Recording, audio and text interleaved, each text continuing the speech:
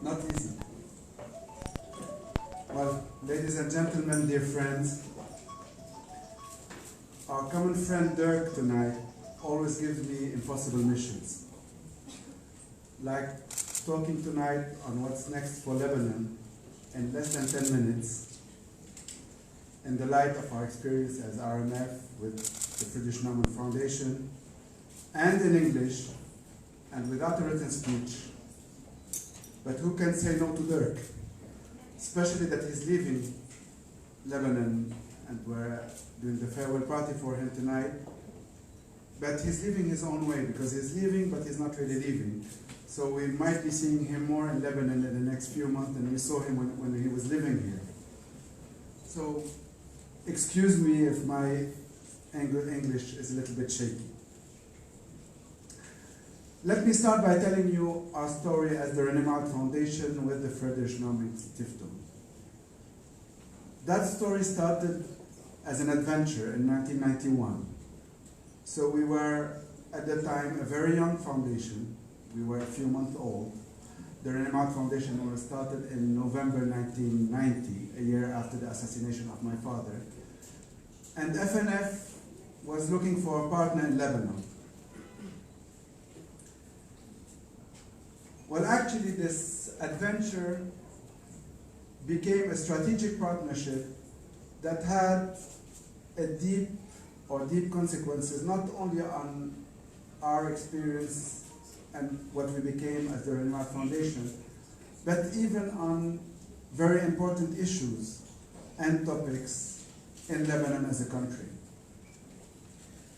The program we started together in 1991, which was a program on political education, became very quickly a national platform that had a big influence on RMF's future, on political elites that participated in this program, that became later on mayors, politicians, ambassadors, business people, but also that became a national platform by raising awareness and pushing agendas on issues that made a real change in Lebanon.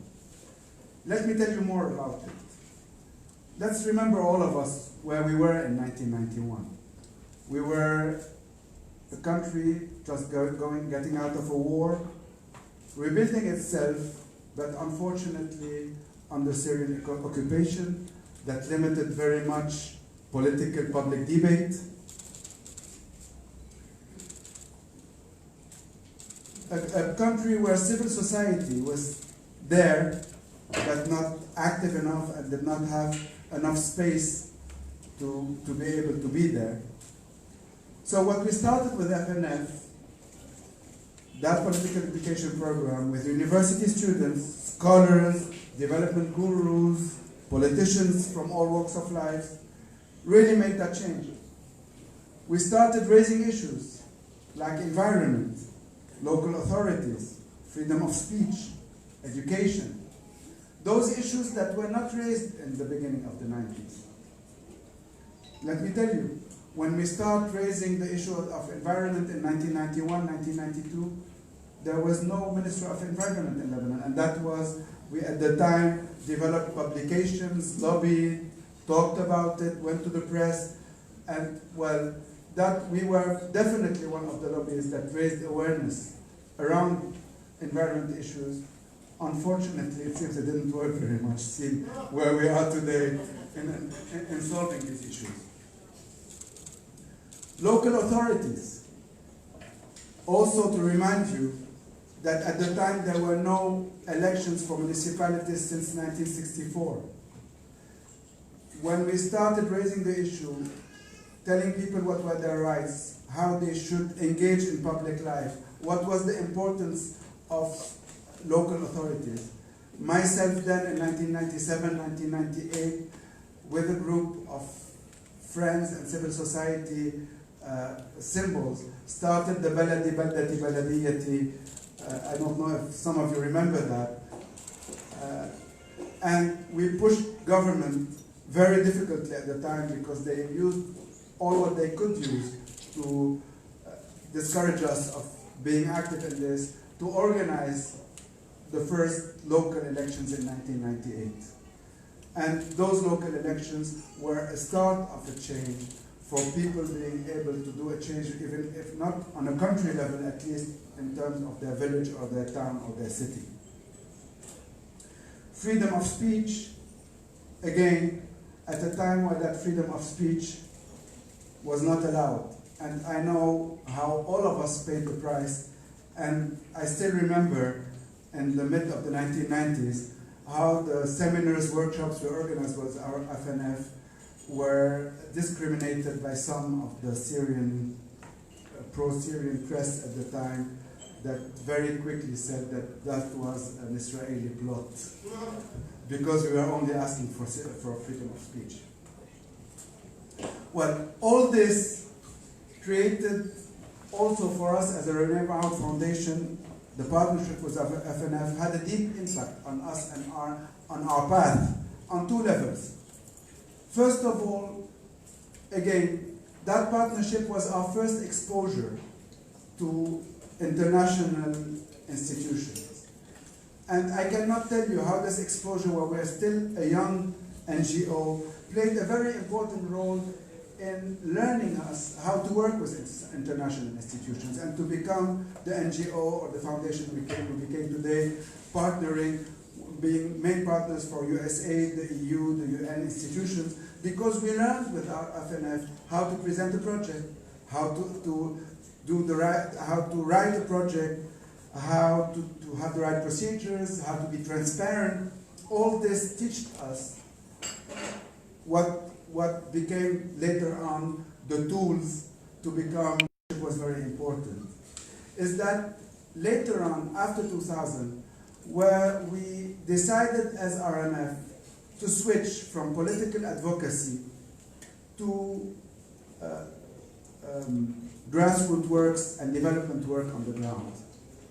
Our experience and the knowledge we built with FNF was paramount at the time. You know, we were raised in a culture where working in an NGO or developing an NGO that would do grassroots grounds would have that work would be only humanitarian work.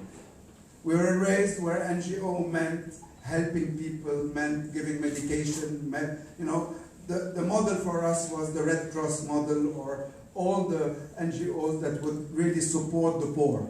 That was the culture we were in the 1990s. Well, through what we did with FNF, we really, before starting to work it and before starting to put it or to do it as a grassroots work on the ground, we discovered what meant really sustainable development, encouraging entrepreneurship, and that working in an NGO did not only mean helping people, but it also meant or could be sustainable development and income generating project on the long term. This is how we started our work as a foundation under the logic of that we do not want to give people a fish, but to teach them and give them the means of how to fish. And this is how RMF became today one of the main partners of the international donors, working, yes, still working in medical and humanitarian aid, because we need to give their rights to the weakest in the society, but mainly working in rural development, in economic development, and giving people opportunity through education, in working with local authorities. And today RMF, only in 2018, RMF's projects have targeted more than 365,000 people, direct beneficiaries in all those 5 sectors. So, from there, where do we go? And what all this experience has given us to see where we see the problems of Lebanon. Tonight, of course, I'm not going to talk about the political problems. I'm not going to talk about geopolitics. The United States, Iran, Hezbollah, the arms, all this. I think we've been talking about it too much, and each Lebanese in his home is a geopolitical guru that knows all about geopolitics and analysis and how to change the world. But we need to know that even though these issues have a deep impact on our society, but we also have other challenges that are linked to us and that only us can solve. You've talked about, Carl, the issue of creating or forming a government with 19 sects and 32 parties. And yes, that's part of the problem. Part of the problem is that our political stability in Lebanon requests forming a government where everybody is. But that makes it very difficult to make that government workable. And that's one of the main issues. Well, I came tonight, and tonight was the only exception I accepted, not to be in the budget committee of which I'm part of. And I left the budget committee tonight to be very with you. Yes, we are working in the budget committee to as quick as we can. We're putting 10 hours a day to get out or to solve or to vote for a budget at least before July 15th, so we're already 7 months late. We're working hard to try to reduce expenses, to reduce the budget deficit, to have more income. But one thing is clear, we have to do this budget and we're going to do it. But I think that everybody over here is convinced that working our economic crisis only through reducing some expenses, and some of them we're only postponing, and trying to raise taxes to have more income is not really working. And that's not only my opinion, it's the market's opinion. The markets are not very much convinced that what is being done in budget and by the 7.58 golden figure that we're hearing every day, saying that that's the figure we arrived to. I think nobody's convinced about this figure. Why aren't we convinced? Because solving our economic crisis only through window dressing, through the budget, will not be sufficient.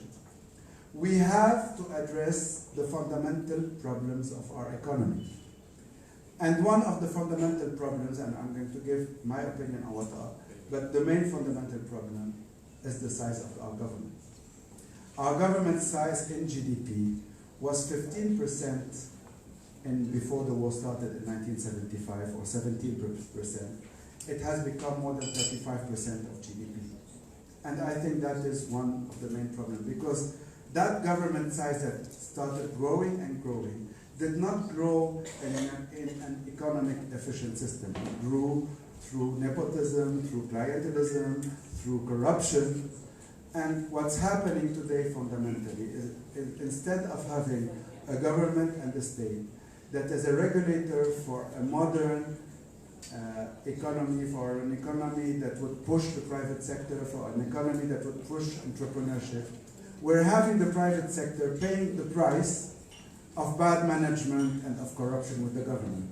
We're raising taxes on a private sector that is more and more weak to fund a budget deficit built on corruption and bad management.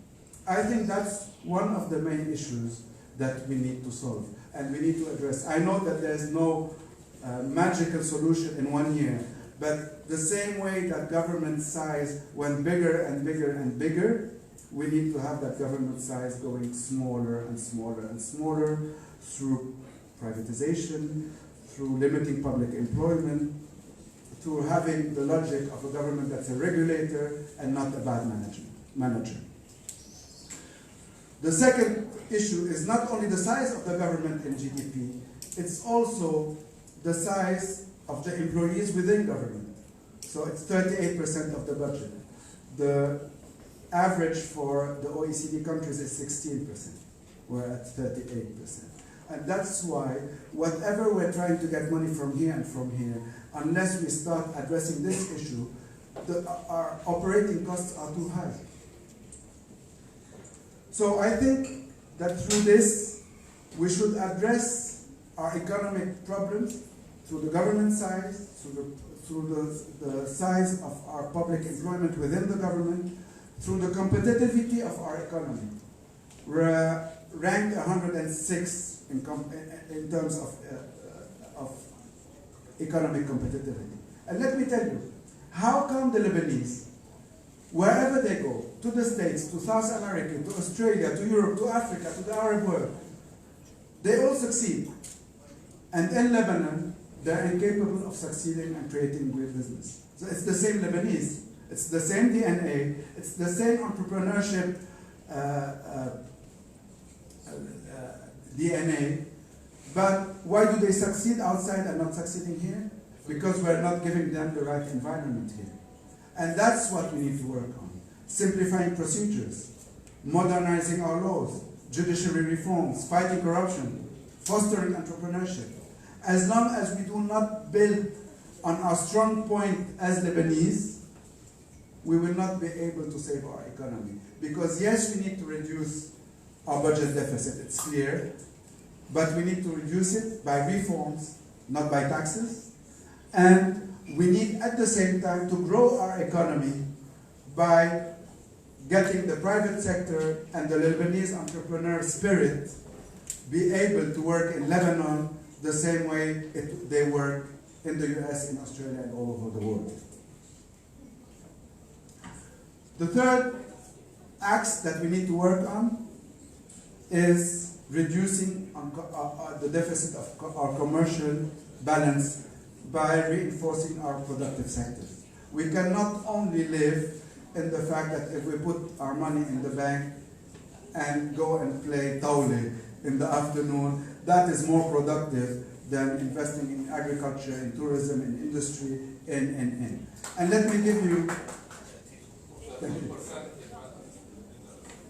with 30% interest. And let me give you an example that we did as a Renemaut Foundation on the Lebanese potato.